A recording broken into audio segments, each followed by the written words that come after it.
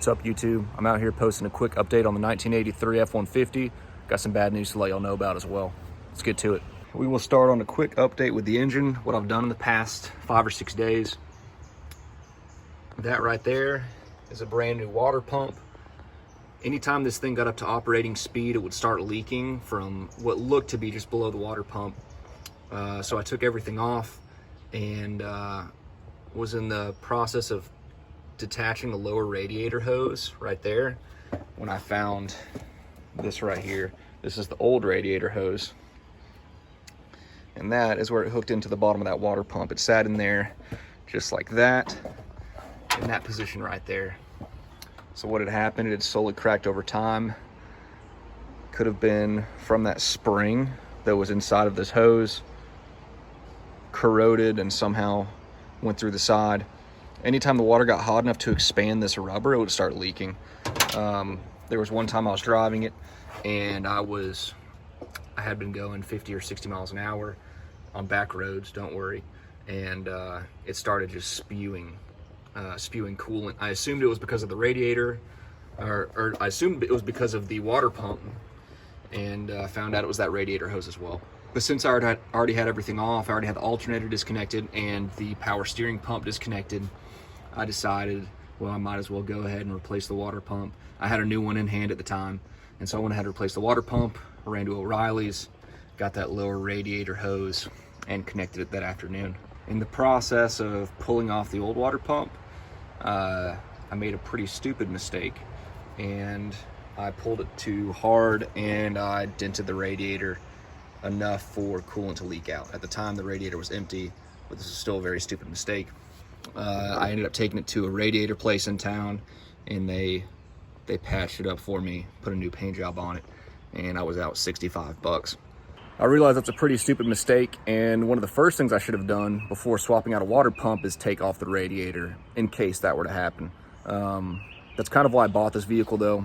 I bought this vehicle so that this is something for me to make mistakes on. This is something for me to mess up. This is not my daily driver, and lesson learned. In the future, next time I do anything with a water pump or anything with the belts and hoses in the front, I'm probably gonna take that radiator off.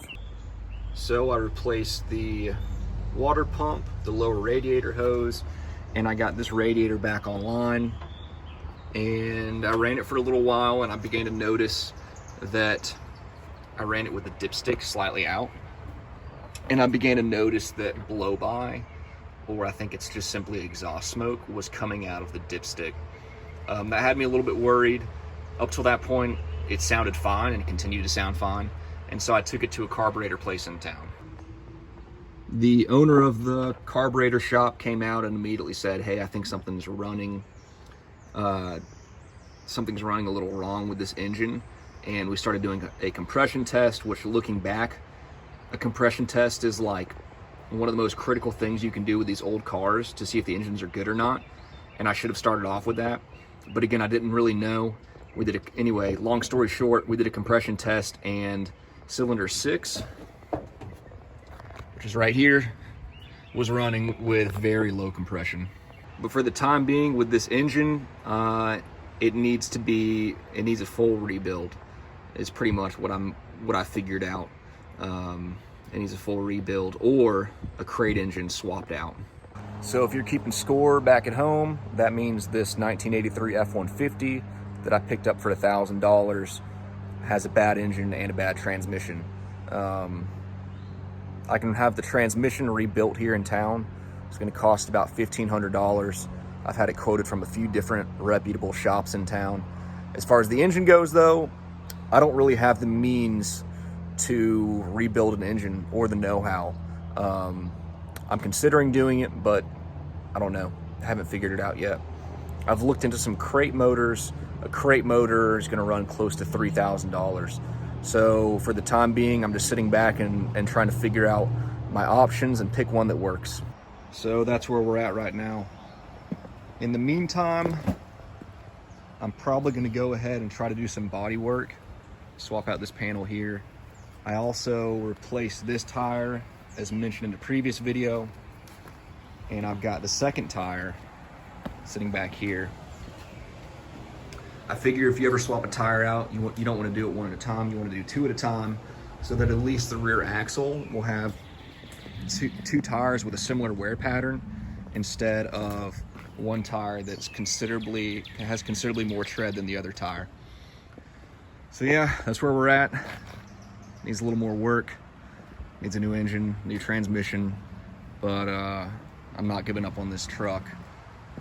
I'm still very excited to have it, very excited to learn on it, and yeah, for the time being, I'm just weighing out my options and trying to figure out if I need to rebuild it, have someone else rebuild it, or get a crate motor.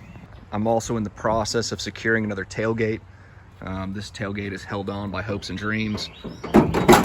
All it takes is that right there to pop it loose. And that piece of metal, like with an elbow in it, is missing from both sides. So I try not to let it drop. This piece right here, from what I can tell, will just pop off. So all I have to do is find this piece right here. I've seen them online for a couple $100. So I'll probably get this piece, try to paint it this red color, remove this and put it on the new piece. And again, I'm probably gonna swap out this quarter panel very soon. That's something I can do while I wait, while I wait for engine parts. So that's where I'm at for the time being. Just wanted to give you all a quick update on the status of the vehicle.